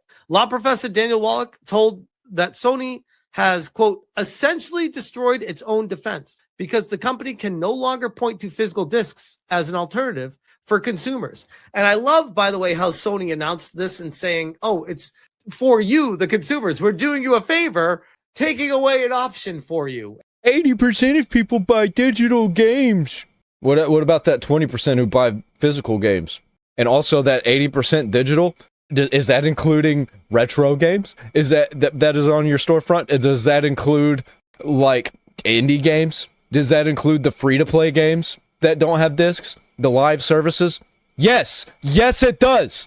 That's what is included in this 80%. They're not talking about 80% of our first party games. They're talking about overall. So many games just don't have physical versions, especially the indie games, and most people buy more indie games than they do the AAA slop. And you're welcome. Anti-Coffee Gamer says, guess what a new study found? It's not like the gamers didn't know this, but we now have evidence why they want to eliminate all physical evidence. I've been saying this for years. Sony and Microsoft have complained about physical copies for years. Text data shows physical PlayStation games can be up to 90% cheaper than their digital versions. That's actually how much games cost, by the way. That's how much they're worth. It's like $10, $20. Some people will buy a game new. Actually, a lot of people will buy a game brand new. Most people who play games don't do that. Regular people who don't buy every single game on release, they buy used. They go for deals because they just can't afford it. And it's getting worse. The economy's getting worse. What are they thinking, man? They're out of touch, actually. They're not thinking anything. They actually don't know what the average consumer is like. They've lost touch with regular people.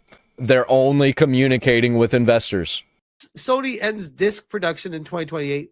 Newer games will only be available at full digital price. And we have a couple examples here I wanted to go through. Not that you need to see this because you already know this. OJ Player Essence, physical games should not go away. It's way better for consumers. Or let us make our own. I would actually prefer that. I don't even care if you don't sell physical games. Have your games be able to be like DRM free to put on discs. And if you want to talk about piracy, if you're a better service than free, then people will go for your service over the free version. I don't pirate games. I pirate like old games, but I don't pirate new games. Like newer games, I like to have my library. So I will buy games. If you do that, if you just let people make their own physical copies, that would be so good for you. And you could even keep selling them at full price if you allow people to just make their own physical copies and be able to sell them. Even if you only buy digital. Demon's Souls is much cheaper as a gift or for yourself physical compared to digital as an outright purchase. Having the choice for both is worth fighting for. Demon's Souls, $69.99 yeah, see? On the PlayStation That's what I'm talking Store. about. Digitally. Demon's Souls on PS5 physically on Prime. Get it tomorrow. Emulation is catching up to him, man. PS3 is almost at 100% emulatable. PS4 is next. That's just one generation back.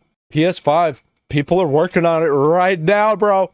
And the PS6 is not going to be much better than the PS5. And if people can't buy a PS6 because it's way too fucking expensive and the games are way too fucking expensive, they'll just go back to the PS5 emulator. 48% off at $36.40. Just one example, by the way. Josh, yeah, they can't have that because that's $40. Somebody already bought that at full price, so now they're losing out on that $40. Or actually, they're losing out on $70 because that the person that would be buying it for $70 because they want it, they're buying it from somebody else for $40. And they don't get that $40. The person who sold it to them gets that $40. This is what they want to take away from you. Astrobot, $60 for the standard edition. Quote tweeting Wario64. Astrobot physical game, $39 on Amazon. I'm sorry, guys. The license ran out for this game, so we're gonna have to remove it from purchase. Microsoft, they do that all the time. PlayStation does that too, but Microsoft, they like to remove games from their storefront, and people don't really notice because they're still able to get those games elsewhere, and everything is an Xbox, and a bunch of those games are on Steam also. But like Forza 4, you can't get that anymore. It's gone. You can only get the physical version. Could you imagine if they do that and there is no physical version? It's just gone forever. Curious how that works, isn't it? Josh the editor, shut up PlayStation. When PlayStation was posting Enter a world where sound and spatial orientation are your main guides in this narrative experience. Coloratura is coming to PlayStation later this year. And yes, the comments are going exactly how you'd expect them to. It's me with the middle Ricky finger. Berwick. 'Cause I am not a fan of what Sony's trying to push forward with. Neither is everyone else, as you can clearly see. There are a bunch of retard defenders of Sony that are, in quotes, for it. I don't think they really are. I think they're just against everybody else because they're dickheads. If buying isn't owning, then pirating isn't stealing. True. Making a big comeback. But you do wonder if this is a bubble on the internet or if it's how the vast majority of gamers actually feel. Nicola says, comments under PlayStation posts from the no discs announcement to yesterday. And yes, they are dropping rapidly, but also you have to remember these have more days and more. You know what I'm predicting is going to happen? It might not happen soon, but let's say 30 years, 40 years in the future, and when we have an all digital future, what if we go to World War and somebody decides that they're going to take out all the servers for Sony because they're providing services to people to make them feel good? So somebody's like, well, we can't allow people to feel good anymore, so bam, bam, bam, bam, bomb all their servers, bomb all their headquarters, and then you just won't have anything. Everything will disappear. You don't want that, man. It will all be fucked, and it might not take 30 years. It might take 10. It might take 2. We got some stuff going on with China right now. It's getting real fucked. More time to get more comments. So as time goes on, these will go up in comment. What if Japan just gets wiped off the face of the earth? What if California just gets wiped off the face of the earth? There will be nothing. It'll all be gone. As well. But there is a pretty stark contrast between the original and the more recent ones. The petition is 300,000 after 13 days, when it should have been at 5 million after 48 hours. Not looking great. Now, this part I actually agree with. Not that petitions actually do anything ever, but this is one of those, it lets you know the sentiment of the community and what people feel. Also, yeah, I think over time people are realizing that petitions don't work, so the people who normally would sign petitions just aren't doing it because it's a waste of time. And seeing as it's not jumping to something ridiculous right now, it does make me wonder, does the average person out there not care? Hassan Bajwa says, outside a tiny bubble on social media, most people barely are into video games, like into the culture at least. Such as my roommate, he likes playing video games. He's not into the culture. He'll just, find a game console at a yard sale or something, and then he's got a game console with some games. He doesn't care about all the other games. He just cares about what he got. No one gives a fuck about physical media. And Nicola says, I was impressed by the noise made the first 3 days. I actually don't care much about physical media. I want DRM-free files that I can do whatever I want with. And I will pay for that because that is a better service than piracy. Because with piracy, it's hit or miss. You might be able to get your game. You might not. It all depends on if somebody's putting it out there. It might be broken. You might be able to find it and then never find it again. Sometimes it's just way too hard to try and get a game to work. But if you got that DRM-free file that I can buy, that I can just turn into a disc or move to another system, that is ideal for me. I will buy your games. They had something and a real decline would happen, maybe a month in. I actually have an idea to where, like, say you got a PlayStation 5 and you have a PC, you buy DRM-free files on your PS5, plug your PS5 to your PC directly with a cable, and have some kind, or you don't even have to do that. Maybe you just have your PlayStation account and there's a PlayStation service on PC instead of just having it on Steam. You have some kind of app that runs your PlayStation games from your PS5, not streaming, like actually the files. And you got to like have that, even if you got to pay a one-time fee for it, but you know how that goes. There'll be a one-time fee at first, and then eventually they'll move on to a subscription service. Then, not 2 weeks, for fuck's sakes. At most, it's an inconvenience for people, and Sony knew in the short term they'd be getting flack from the vocal physical media crowd. It was never sustainable, though. Vast majority of PlayStation owners are strictly digital and too invested in the platform to leave. Yeah, and they are enshittified all throughout Sony. So they're trying to cut costs, but they don't want to stop in shitifying. And shitifying costs so much money, because they always got to be bigger and better and pack everything into it. We can't just be a game console anymore. We have to be a media machine. We can't just be a media machine anymore. We have to be basically a PC. They even released like a desk setup with like a monitor and keyboard and mouse because they're competing with PC. It's just a lesser PC. And it's almost in a weird way, like Sony has been carefully curating their audience over the years to create this dynamic in the environment ecosystem of just players that want digital out of their games, knowing that eventually they'd be pushing forward with an all digital. Forgive them, Lord. They know not what they do. Console, likely in the PlayStation 6. And I got to be honest, guys, the more this controversy moves forward, the less interested I give a shit about the PS6. It could have the greatest game on planet Earth. Yeah, I don't fucking care. I don't play new games, so fuck them. Fuck them all. Fuck Sony, fuck Xbox, fuck Nintendo.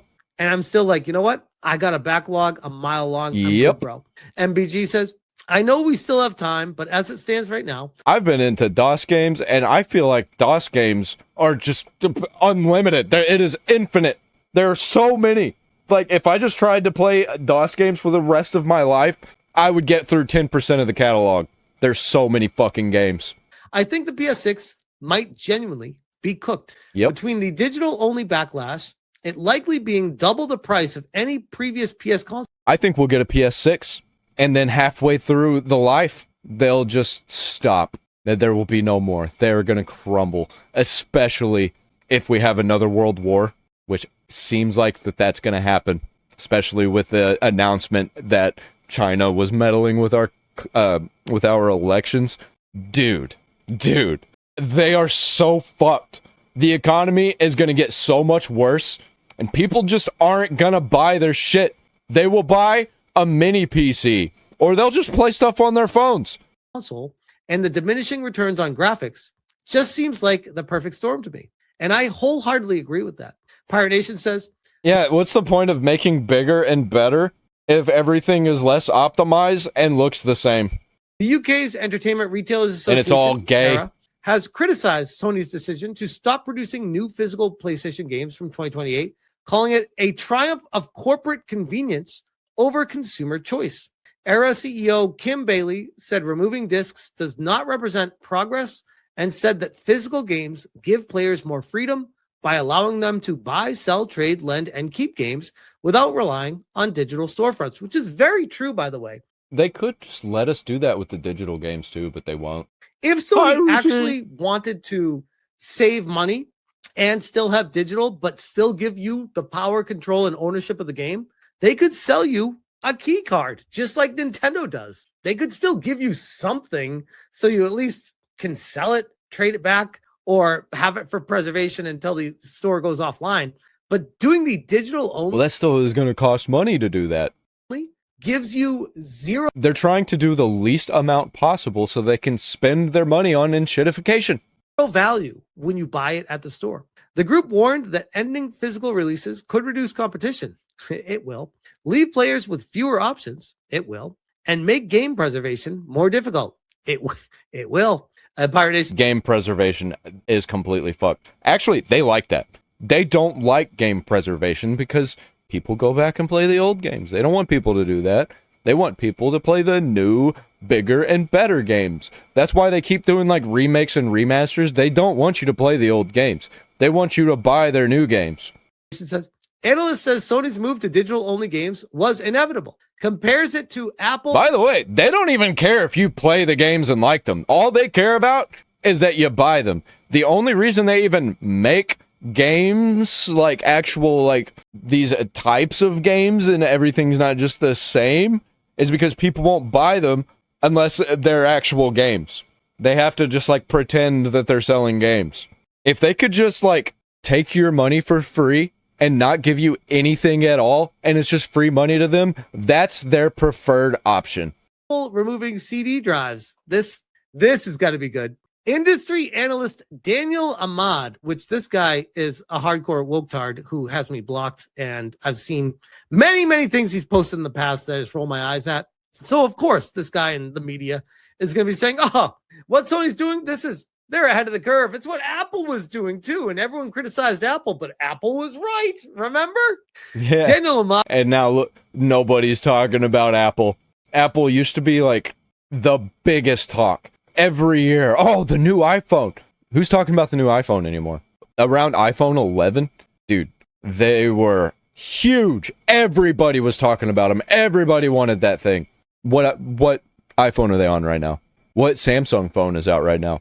Ahmad believes Sony's move to all digital was only a matter of time. He compared it to Apple removing CD drives from its laptops in 2008.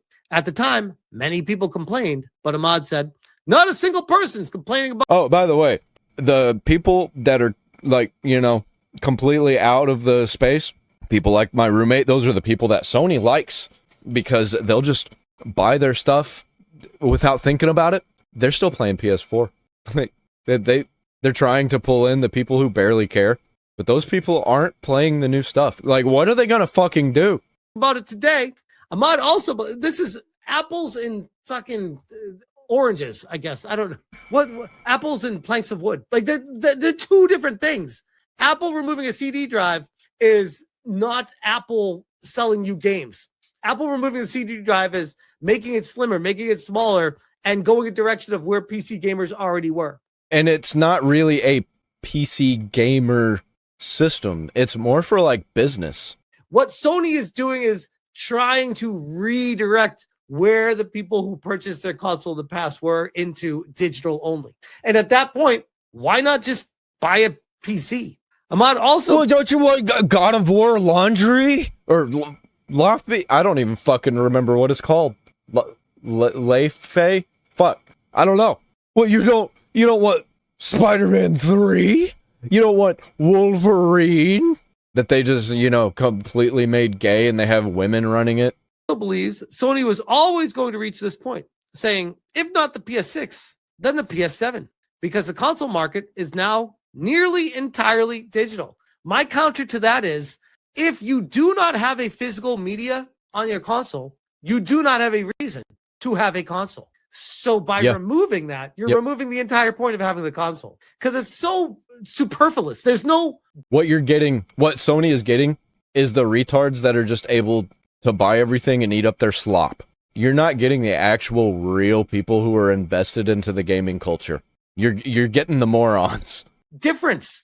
It's ambiguous. Everything's all the same right now. You can't even tell the difference between anything. The only thing that makes it different is your media exclusive to your console. Otherwise, just get a PC. Hold on. Like, look at this. If I didn't tell you that this was God of War Laffy, you wouldn't know it. I have to tell you that's what it is. Or you would think that it's just some other game. And guess what? I lied.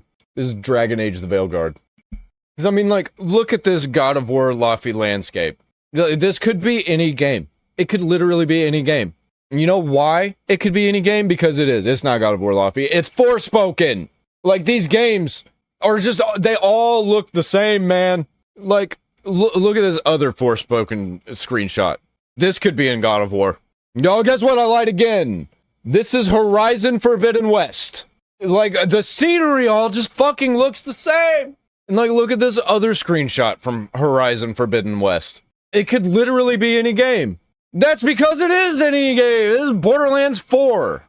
Now look at this Horizon Forbidden West screenshot. Oh, it's obviously fucking not. This is Borderlands 1 or Borderlands 2. Fucking obviously. Because it looks like it. Like, this is what happens whenever you chase all the sameness because you don't want to take risks. You want to make everything look pretty. The biggest and best landscapes that are good for wallpapers. But you can't tell the difference between any of the fucking games. However, he says the bigger issue isn't the end of physical games. Instead, the industry should focus on improving digital consumer rights. I strongly agree with that. Right now, Sony's trying to... And also, just making different games, man. All the games are the fucking same. The combat feels a little different. The walking feels a little different. Kinda. but you're still just walking most of the time in these open world games, or people want to make movies, but they make games instead because they're not good enough to make movies. Get their cake and eat it too. Like Wolverine. And they don't want to give any consumer rights. They just want to be able to take, including game ownership, refunds, gift. They're going to take, and they're going to spend more money on things that they want to do and spend less money on things that we want. And that's why everything looks the fucking same. That's why everything feels the same. God of War Laundry, mark my words, is not going to feel much different than Horizon Forbidden West. And family sharing. And unfortunately, when it comes to this kind of stuff, I hate to say the big G word, but the government needs to get involved if this is the direction they're trying to push it. Nope. Absolutely disagree unless we get some new people in the government. Right now, we got a whole bunch of old retards that have never played a video game in their life who barely even watch movies. Like the last movie they watched was Terminator 1 in the 80s.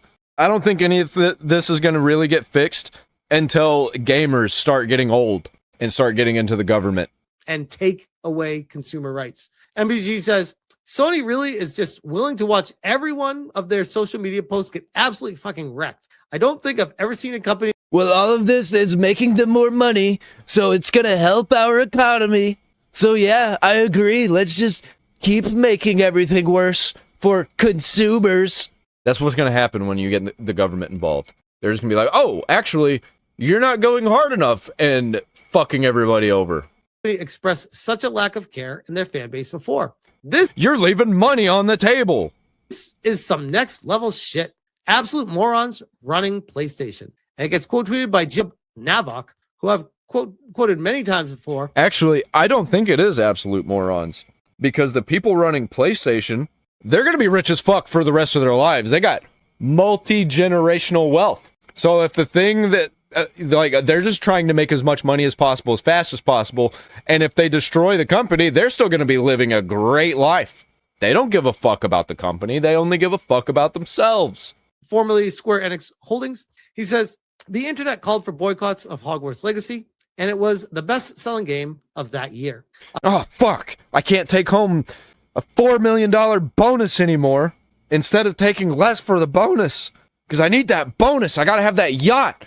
We're going to have to cut everybody's pay and start laying people off, because I got to make $500 million a year for myself. A few months ago, people were calling for boycotting Fortnite when they reduced the amount of V-Bucks in Battle Pass and other V-Bucks rates. There was no impact. Internet outrage does not lead to problem in most cases. Sony sees zero threat. That's because the people who buy V-Bucks are retarded. It doesn't matter. They'll complain about it and be like, fuck, they raised the price on this. I hate this. I'm still going to buy it, but fuck, I hate this. And as of right now, I think they know this better than anyone to navigate the social media. Also, those are the same retards that cry that the economy is bad. Oh, I'm making less money. I'm barely able to survive, but I have to have PlayStation Plus. Like, it's got to happen. Oh, I got to have Netflix also. Oh, lunch. It costs too much. Why does it cost $30 for lunch every day? Make a fucking sandwich. Media of just, yeah, we understand you're going to be pissed. Kick and scream all you want, but we will wait you out and you will still buy. Like, it's the retards that go on to Caleb Hammer's show. That's who keep buying all this shit. Our console. And they're everywhere. When it comes out. I don't know how true that will be in this case, at least from my own personal perspective, which is all I can speak from. Anti-Commie Gamer says, gamers, we have more good news. Sony continues with the free fall of their stock. We must Is that unite. good news? We must work together. I don't think that's good news. I think that if they're losing money like that, then they're going to go harder because they're trying to cut costs. If they're losing money, they're going to try and cut even more costs. And who are they going to cut out first? Keep applying pressure, keep canceling PSN, keep canceling pre-orders, and keep canceling GTA 6. They're not going to. The louder we are, the more we continue to post. Dude, the amount of people who always cry about this shit, who are still going to buy GTA 6. It's like they don't hold their principle if it's something that they just can't live without because they got FOMO. So many people that I watch too. The more we continue to speak with our wallets, the worse it will get for them. And it's like with the Odyssey. So many people are like, don't buy into the corpo slop. I mean, I'm still going to go watch it so I can tell my audience not to go watch it. Oh, I didn't get it on the first time. I'm going to have to watch it a second time so I can really get a feel for the movie. Now I'm going to have to take my friends so they can get a feel for the movie, and they're going to have to watch it a second time. It's the same fucking retards over and over again. They can't ignore the majority continue to boycott Sony. I am proud of all of you who have joined in the fight and welcome anyone else who wants to help. Well, it's my job to consume this content. I'm a content creator. Everybody's a content creator. Keep going. We got this. And showing a screenshot of the past 5 days. And yes, here is the past 5 days. Yeah, that's Sony. Not good. And it has lost about just over 4% in 5 days, which, I mean, at least it's going down, but the grand scheme, it's really not. It's negligible. I think Sony's bigger issue that they're facing right now is the future. They're going to hold that line, man. They're not going to allow themselves to collapse that easily. They're going to just keep letting everything get shitty, and they're just going to cut costs so they can keep that line.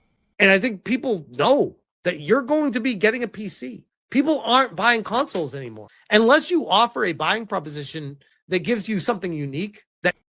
That is a good point, though. People aren't buying consoles really anymore. And you know what they do? They used to, they're like, well, shit, nobody's buying the consoles anymore. We better make them cheaper now. We better come out with the Xbox 360S and the 360E. That it was cheaper to build because years and years have passed and we didn't make it bigger and better. We just refined it more. They're not doing that. They're not doing that anymore. We're not seeing those midlife consoles anymore. And like with the Xbox One, they didn't even do that. They came out with the Xbox Series S. Oh, wait, no. The Xbox One S and the Xbox One X, which was a more powerful version of the Xbox One. That shit was retarded. That isn't available elsewhere. There's no reason to buy your console. And as it stands right now, not to sound like a Nintendo fanboy, but Nintendo really has cornered the market in having exclusive games that people care about that have a unique buying proposition on something that can only do what it does and the only place you can play those games. Now, sure, you could say, oh no, Sony has exclusives too, and Microsoft has exclusives too, and they're just as good as Nintendo properties. And nobody ever talks about, though, you know where most gamers are? Do you know where most gamers are? They're playing emulators on lower end hardware like cheaper PCs, laptops, or their phones, and they're playing mobile games. Mobile games is the biggest market because don't you have a phone? Everybody's got a phone. They're not. They Speaking of everybody's got a phone, you know what I'm doing right fucking now as I'm making this video? I've got my phone mounted in front of my face with a controller plugged into it playing Minecraft. They're not. And I don't think Sony has the staying power to continue to push the trend that Nintendo has done for. They're going to start selling off some of their lesser properties, the properties that they're not planning on using. They're going to start selling those off soon. Years, decades. At this point, it feels like centuries with Nintendo doing what they do. And it feels like because Sony and Microsoft have... Actually, it has been a century. It's been over a century, man. What was it? 1998 was 100 years for Nintendo. Like, they know how to get people to buy their toys. They are a toy company. They make games for mostly children, but they make toys for adults too. That's why they got like M-rated games and stuff on there now. They didn't used to do that, really. Like, you got Metroid and stuff. Themselves into a corner. They have nowhere to go now except lose. Meanwhile, Nintendo will continue doing what Nintendo does and tracking their own path while PC exceeds. And I think that Nintendo is going to go back to full-on physical games soon too. Not for like the majority, but I think they know that people love their collectibles, and physical games are just super collectible, man. And blows doors everywhere else. But we'll see what happens with Sony. I am very curious with the PlayStation 6, like more so than anything I've ever watched covering in the industry in my life. You know what I think Nintendo's gonna do? You know what Nintendo does whenever they start losing money? Yes, they raise their prices. Like, thus far, who knows how it goes in the future. But they'll raise their prices, but they give a bigger incentive to buy them at that bigger price. Like, they'll make the packaging nicer. They'll give away something with the game that isn't really making any money anyway.